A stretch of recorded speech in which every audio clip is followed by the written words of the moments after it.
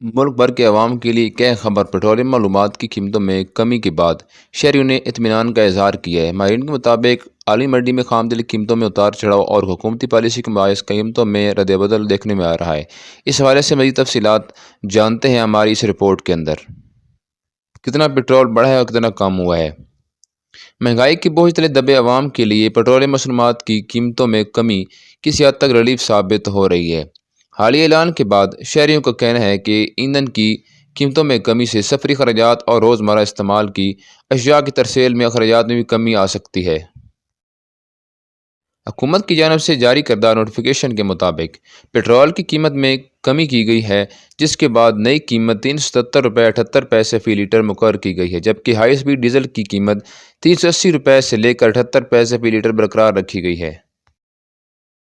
دیکھنا یہ ہے کہ پیٹرولیم مصنوعات کی قیمتوں میں اس کی کمی کے اثرات عوام تک کس حد تک منتقل ہوتے ہیں اور آنے والے دنوں میں مزید ریلیف ملتا ہے یا نہیں۔ فی الحال اتنا ہی، اجازت دیجیے۔